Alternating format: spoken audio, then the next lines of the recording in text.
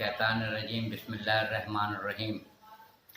मेरे तमाम अहबाब दोस्तों को और इस क्लिप को देखने वालों को ईद उल अज़हा की बहुत बहुत दिली मुबारकबाद।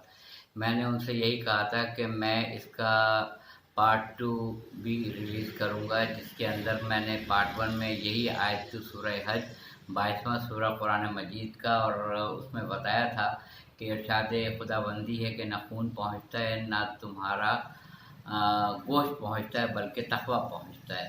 तो अब आप जितनी बड़ी भी गाय ले आए, बैल लेकर आ जाएं, जितने बड़े बड़े आप ऊँट ले लें या जितने महंगे आप बकरे ख़रीद लें, गाय ख़रीद लें, और उसको आप नमूद व नुमाइश के लिए आप शाम को बच्चे निकलते हैं, बड़े भी निकलते हैं, उसको सबको बतलाते हैं पूछने पर कि ये कितने का ख़रीदा है, ये कितने का आया है। जगह जगह उसको व्हाट्सएप पे भी दिखाया जाता है, फेसबुक पे भी पिक्चर लगाई जाती है कि ये 1 करोड़ का है, ये जो है ये 50 लाख का है। मुख्तलिफ़ कीमतें होती हैं उसके साइज़ के हिसाब से, उसकी जसामत के हिसाब से।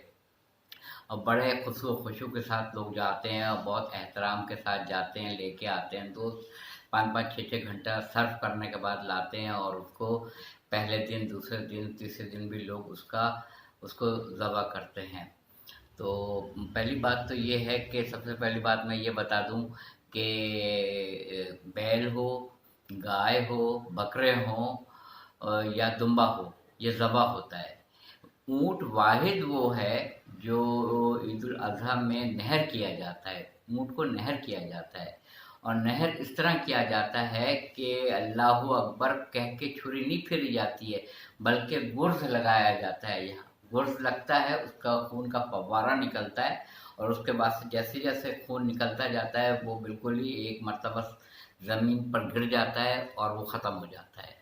तो रसूल खुदा सल्लल्लाहु अलैहि वसल्लम को जब अल्लाह ताला ने कौसर अता की, बाज़ लोग कहते हैं कौसर अता किया, बाज़ लोग कहते हैं कौसर अता की। बिस्मिल्लाहिर्रहमानिर्रहीम, इन्ना आतैना कल कौसर फसल्ले ले रब्बिका वनहर इन्ना शानिका हुवल अब्तर। हमने आपको कौसर दी, आप नमाज पढ़ें, आप पढ़ें, मतलब आपके साथ उम्मत नहीं पढ़ेगी, आप पढ़ें, क्योंकि वो इनाम आपके घर के लिए आया है। इन्ना आतैना कल कौसर।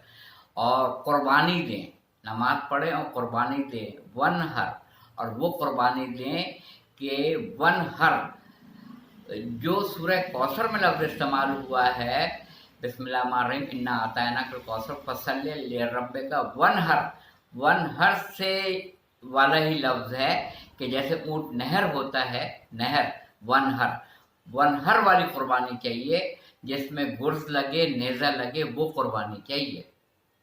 तो इसीलिए ऊँट को जो है वो गुर्ज़ लगाया जाता है, ऊँट नहर होता है। तो अब इसका तक़वे से क्या ताल्लुक़ है? मतलब ये है कि इतना महंगा जानवर भी हम लेके आ रहे हैं, कुर्बानी भी दे रहे हैं उसकी, बैल भी काट रहे हैं, ऊँट भी नहर किया जा रहा है, दुम्बा भी काट रहे हैं, बकरे भी काट रहे हैं, गाय भी कट रही है। और सबसे बड़ा मौजूदा तो ये है कि जिस हिसाब से हर साल करोड़ों की तादाद में ऊँट, दुम्बे, बकरे, गाय, ये सब जानवर ज़िबा होते हैं, उस सुन्नत इब्राहीमी अलैहिस्सलाम की याद में, जो मुसलमानान आलम दुनिया भर में उसको करते हैं ईद उल अज़हा के नाम से, ईद क़ुरबा के नाम से। तो उसकी तो नस्ल ही ख़त्म हो जानी चाहिए थी, मेरा ख़्याल है कि जितना लोग उसको ज़बह करते हैं, नहर करते हैं, और वो हर साल काटा जाता है जानवर, तो दूसरे साल उससे भी कई गुना खूबसूरत, हसीन, ताकतवर और महंगे तरीन जसामत में भी और खूबसूरती में भी वो जानवर दोबारा उसकी नस्ल तैयार हो जाती है। तो ये समझ लीजिए कि अल्लाह की राह में आप जो भी चीज़ देते चले जाएंगे, बज़ाहिर आपको लगेगा कि आपकी रकम भी जा रही है, आपका खर्चा भी हो रहा है, जानवर भी जा रहे हैं, मगर उसी कदर परवरदिगार आलम जो खिलकत के ऊपर जो अल-मुसव्विर है, जो हर चीज़ को खल्क़ करता है, वो इन्नल्लाह अला कुल्लि शैइन क़दीर, हर चीज़ पर कुदरत रखता है। उसने कुन कह दिया फ़यकून, हो जा और हो जाती है। तो उससे कई गुना तादाद में जानवर दोबारा तैयार हो जाते हैं आने वाले عید الاضحیٰ کے موقع پر، عید قربہ کے موقع پر، یہ سب سے بڑا معجزہ ہے، سب سے بڑا معجزہ یہ ہے۔ اچھا، اب آپ کا نہ خون پہنچتا ہے نہ گوشت پہنچتا ہے، سورہ حج 22واں سورہ قرآن مجید کا، تو پھر کیا چیز پہنچتی ہے؟ تقویٰ۔ تقویٰ کس چیز کو تقویٰ کہا جاتا ہے؟ کسی نے امام جعفر صادق علیہ السلام سے پوچھا، فرزند رسول تقویٰ کسے کہتے ہیں؟ آپ نے ارشاد فرمایا، خدا بندے علی اعلیٰ جہاں دیکھنا چاہتا ہے وہاں سے غیر حاضر مت رہو، اور جہاں نہیں دیکھنا چاہتا ہے وہاں موجود مت رہو، اس کو تقویٰ کہتے ہیں۔ کیا خوبصورت انداز میں آپ نے بتا دیا، جہاں دیکھنا چاہتا ہے وہاں سے غیر حاضر مت رہو، جہاں دیکھنا نہیں چاہتا ہے وہاں موجود مت رہو، اس کو تقویٰ کہتے ہیں۔ ایک شخص رسول خدا صلی اللہ علیہ وسلم کی خدمت میں آیا کہ آپ تزکیہ نفس کے لیے بھیجے گئے تھے کہ مجھے تزکیہ نفس کرانا ہے۔ المختصر میں بتا دوں، کہیں کلپ لمبی نہ ہو جائے، تو حضور فرماتے ہیں صلی اللہ علیہ وسلم، پانی پینا اور روٹی کھانا، اور کافی عرصے کے بعد جب تم اس پہ کاربند ہو جاؤ تو آگے مجھے بتا دینا۔ تاریخ کہتی ہے کہ وہ کئی برس کے بعد، سالوں کے بعد آتا ہے اور کہتا ہے، اللہ کے رسول صلی اللہ علیہ وآلہ وسلم، میں نے وہی کیا جو آپ نے مجھے بتایا تھا، میں صرف پانی پیتا ہوں، روٹی کھاتا ہوں۔ تو تاریخ کے اوراق پہ یہ واقعہ لکھا ہوا ہے۔ آپ پوچھتے ہیں کہ پانی ٹھنڈا ہوتا ہے؟ اس نے کہا ٹھنڈا ہوتا ہے یا رسول اللہ۔ روٹی گرم ہوتی ہے؟ تو اس شخص نے کہا جی رسول اللہ، روٹی گرم ہوتی ہے۔ تو آپ نے کہا کہ پھر تم نے کہا کیا تزکیہ نفس کیا؟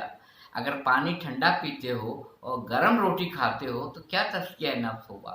تزکیہ نفس کا مطلب یہ ہے کہ ترک لذات، لذتوں سے آپ کو پرہیز کرنا ہے اور لذتوں کو آپ کو ترک کرنا ہے، اس کو آپ کہتے ہیں تزکیہ نفس، نفس کا تزکیہ۔ یعنی آپ کو مولا کائنات علی بن ابی طالب علیہ السلام جیسے نہج البلاغہ میں کہتے ہیں، بخدا علی گندم کے ذائقے سے ناآشنا ہے۔ مولا کا یہ قول ہے کہ بخدا علی گندم کے ذائقے سے ناآشنا ہے۔ مولا نے کیا قول، مولا نے کیا بیان کیا ہے؟ جواب نہیں ہے۔ مولا امیر المومنین اپنے دوستوں اور اصحاب کے گرد بیٹھے ہوئے تھے اور کچھ پھانکتے جاتے تھے اور پانی پیتے جاتے تھے، کسی سے رہا نہیں گیا۔ اس نے پوچھا امیر المومنین کیا کھا رہے ہیں؟ کہا ستو ہے۔ کہا کہ آپ امیر المومنین ہیں اور آپ کی یہ غذا خوراک؟ کہا کہ کیا نعمتوں کا استعمال کرنا گناہ ہے؟ تو آپ فرماتے ہیں نہیں، گناہ نہیں ہے، تم لوگ کھاؤ پیو، کیونکہ میں امیر المومنین ہوں، اس لیے میں یہی غذا استعمال کروں گا، ستو اور پانی۔ نعمتیں ہیں تمہارے پاس، تم نعمتوں کو استعمال کرو۔ تزکیہ نفس یہ ہے کہ آپ کو ترک لذات کرنا ہے۔ میں نے ایسے لوگوں کو دیکھا ہے تنور کی دکان پر کہ روٹیاں رکھی ہوتی ہیں، وہ اس روٹی میں سے نہیں لے جاتے ہیں، کہتے ہیں گرم گرم نکالو، گرم گرم روٹیاں لے کے جاتے ہیں۔ پانی پیتے ہوئے میں نے لوگوں کو دیکھا ہے کہ یہ پانی گرم ہے، ٹھنڈا پانی لے کے آؤ پینے کے لیے۔ ٹھنڈا پانی بھی لذت ہے، گرم روٹی بھی لذت ہے۔ ان لذتوں کو روکنے کے لیے کہا ہے کہ یہ تزکیہ نفس ہے اور یہ تقوی سے قریب ترین ہے۔ تو یہ جو اونٹ نہر کیے جاتے ہیں، جانور قربان کیے جاتے ہیں، اس میں پیسے کی نمود و نمائش سے کوئی فائدہ نہیں ہے۔ یہ دنیاوی لوگوں کے لیے تو ہو سکتا ہے۔ اللہ نے سورہ حج 22واں سورہ میں کہہ دیا، نہ خون پہنچتا ہے نہ گوشت پہنچتا ہے، صرف تمہارا تقویٰ پہنچتا ہے۔ تقوی کو تلاش کرنا ہے۔ اس عید قرباں کے موقع پہ تقوی کو تلاش کرنا ہے، ہمیں تقویٰ وہاں پہ پہنچانا ہے۔ ہمیں اپنی جیب کا پیسہ بڑا عالیشان بیل، گائے، بکرے یا بہت سارے جانوروں کی نمود و نمائش یہ پیش نہیں کرنی ہے پروردگار عالم کی بارگاہ میں، بلکہ وہ تقویٰ پیش کرنا ہے، جس تقوی کے لیے کہا ہے کہ یہ قربانی تقوی سے قریب ترین ہے۔ وآخر دعوانا الحمدللہ رب العالمین۔